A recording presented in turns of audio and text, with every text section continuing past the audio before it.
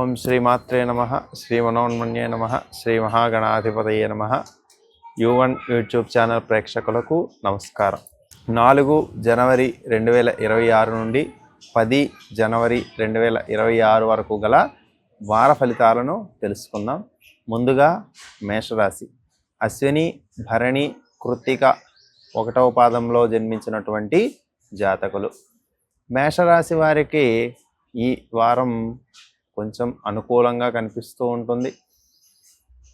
చేసేటటువంటి కార్యక్రమాలు ఏవైతే ఉంటాయో అవి కొంతవరకు ఆశను కలిగిస్తూ ఉంటాయి.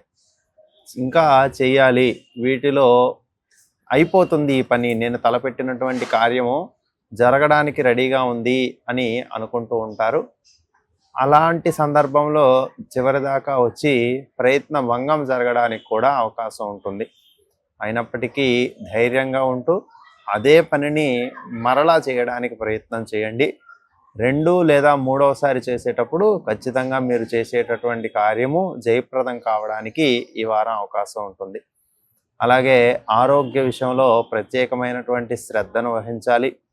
ఆరోగ్యంలో చిన్నపాటి ఇబ్బందులు తలెత్తడానికి అవకాశం ఉంటుంది. కాబట్టి ఈ వారంలో ఆరోగ్యం పైన ప్రత్యేకమైనటువంటి శ్రద్ధను తీసుకోండి. ప్రధానంగా తినేటటువంటి ఆహారాన్ని ఇంట్లో తినేటట్టుగా ప్లాన్ చేసుకోండి. ఎక్కడ పడితే అక్కడ తినడం వలన అది మీకు అనారోగ్య సమస్యలను ఎక్కువగా తెచ్చి పెడుతుంది.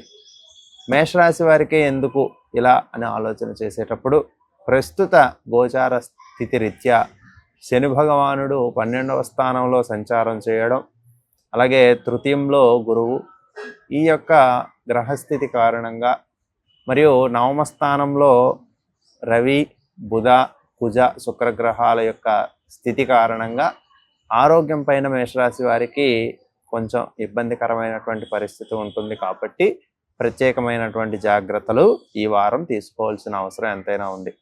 దూర ప్రాంతాలకు ప్రయాణం చేస్తారు. ప్రయాణ అలసటను ఎక్కువగా పొందుతూ ఉంటారు. ఇతరుల ద్వారా మీకు చిన్నపాటి చులకన భావంగా చూడడం, లేదంటే మీ పైన ఒకపాటి నిందలు మోపడం అనేటటువంటిది కూడా ఈ వారం జరగడానికి అవకాశం ఉంది. కాబట్టి మేషరాశి వారు జాగ్రత్తలు తీసుకోవడం చాలా అవసరం. దీనికోసం శివ సహస్రనామ స్తోత్ర పారాయణ చేయడం మీకు చాలా ఉపయుక్తంగా ఉంటుంది. పార్వతీ పరమేశ్వరులు కలిసి ఉన్నటువంటి ఆలయాన్ని సందర్శించండి.